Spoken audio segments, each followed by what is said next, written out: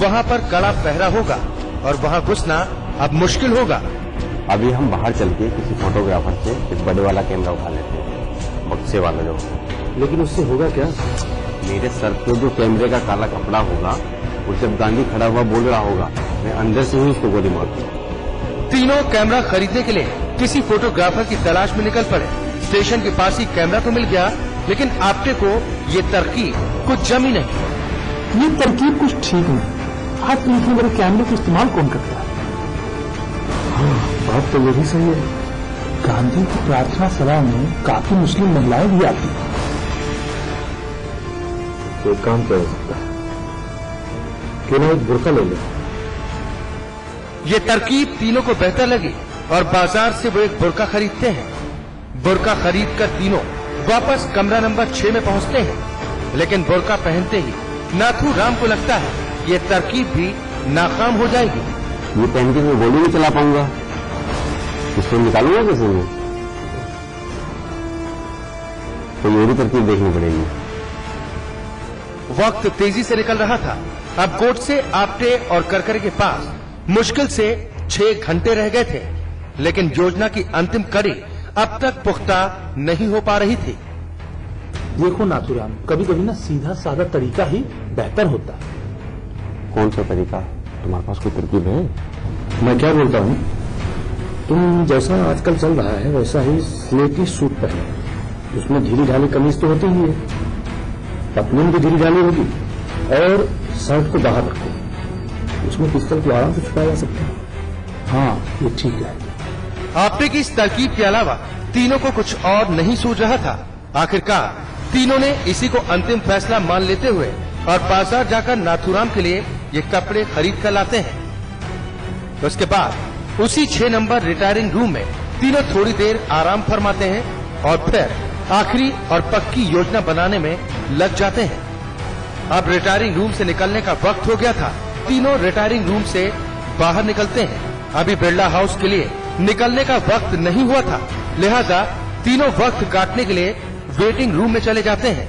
आखिरकार आप्टे अपनी घड़ी देखता है।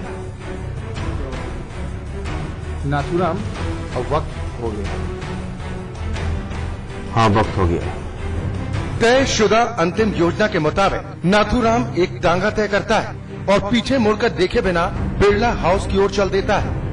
उधर गांधी जी ने अपने जीवन की आखिरी दोपहरी में बस थोड़ा सा ही आराम किया था और फिर वो 2 दर्जन भर मुलाकातियों से मिल चुके थे। गांधी जी के आखिरी दिन की आखिरी मुलाकात कठिन भी थी और अहम भी।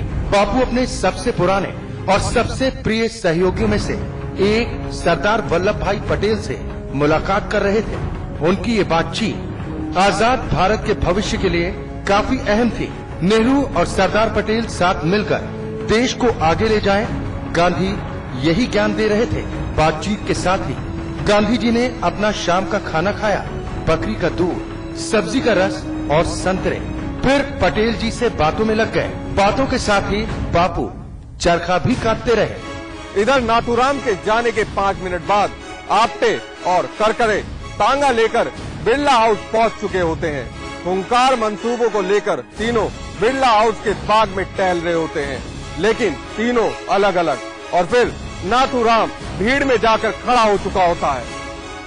इधर नाथूराम के जाने के 5 मिनट बाद आप्टे और करकरे भी तांगा करके बिरला हाउस तक पहुंच चुके होते हैं। खूंखार मंसूबा पाले हुए तीनों बिरला हाउस के बाग में टहलने लगते हैं, लेकिन तीनों अलग अलग टहल रहे होते हैं। करकरे और आप्टे के बाग में पहुंचने तक तो नाथूराम भीड़ में जाकर खड़ा हो चुका होता है। इस समय तक भीड़ लॉन में इधर उधर बिखरी हुई होती है, लेकिन प्रार्थना का वक्त जैसे जैसे करीब आता है वैसे वैसे लोग एक जगह जुटने लगते हैं। नाथूराम भी उसी भीड़ का एक हिस्सा बन चुका होता है और आप्टे, करकरे एक दूसरे से बिल्कुल अनजान से बनकर नाथूराम के दोनों तरफ खड़े हो जाते हैं। कोई ना तो किसी से बात करता है और न ही देखता है। उधर शायद पहली बार गांधी जी को प्रार्थना के लिए देर हो चुकी थी। 5:10 हो चुके थे, लेकिन गांधी जी उस दिन सरदार पटेल से वार्ता में इतनी गंभीरता के साथ डूब गए थे कि उन्हें वक्त का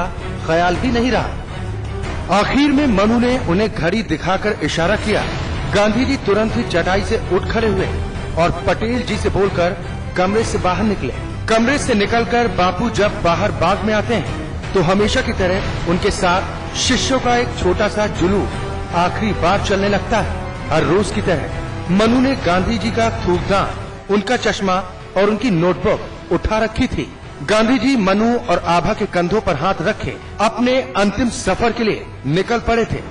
पहले ही देर हो जाने की वजह से उस दिन गांधी जी लॉन का चक्कर लगाने के बजाय लॉन पार करके आगे बढ़ रहे थे।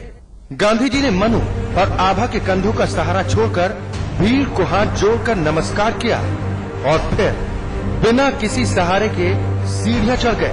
बापू के आगे बढ़ते ही भीड़ बीच से फट जाती है और बीच से बने रास्ते से बापू आगे बढ़ने लगते हैं। अब बापू नाथूराम गॉडसे की तरफ बढ़ रहे थे। नाथूराम के हाथ उसकी जेबों में थे। उसने एक हाथ बाहर निकाला।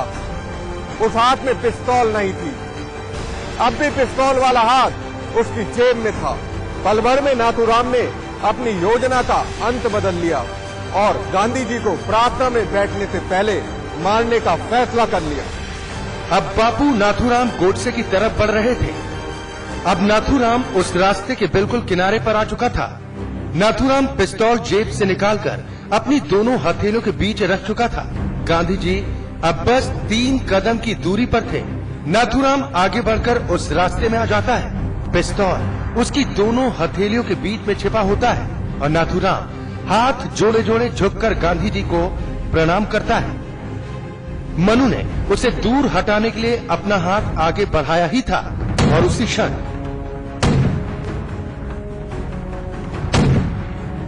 बस नाथूराम ने 3 बार पिस्तौल का घोड़ा दबाया। 3 बार जोर की आवाज हुई। तीनों गोलियां दुनिया भर के लिए एक महात्मा बन चुके गांधी जी के सीने को भेद गए। नमस्कार की मुद्रा में हाथ जोड़े हुए बापू मानो अब भी कदम को आगे बढ़ा रहे थे और प्रार्थना मंच तक पहुंचने के लिए आखिरी कदम बढ़ाने की कोशिश कर रहे थे। दूध जैसी सफेद खादी पर खून के लाल धब्बे फैल गए। बापू ने लंबी सांस लेकर कहा, हे राम, और उनका निर्जीव शरीर उसी जमीन पर गिर पड़ा। आजाद हिंदुस्तान के 169वें दिन की वो काली घड़ी थी। वक्त हुआ था 5:17। जिसे पता चलता गया उसका दिल बैठता गया और आंखों से आंसू बह चले। लेकिन किसी का मन इस सच को मानना नहीं चाहता था और हर तरफ यही आवाज निकल रही थी, खुदारा न बोलो ये मनहूस बोली, भला कौन मारेगा बापू को गोली। जमी ऐसी बातों से थर्रा गई है, जगाओ न बापू को नींद आ गई है। लेकिन बापू तो चिर निद्रा में जा चुके थे। वहां मौजूद पुलिसकर्मियों ने नाथूराम गोडसे को पकड़ लिया और तुगलक रोड थाने में रात 9:45 पर महात्मा गांधी की हत्या का FIR नंबर 68 दर्ज किया गया। 8 अभियुक्तों पर मुकदमा चला और 7 को सजा सुनाई गई। बापू के हत्यारे नाथूराम गोडसे और उसके साथी नारायण आप्टे को फांसी की सजा सुनाई गई।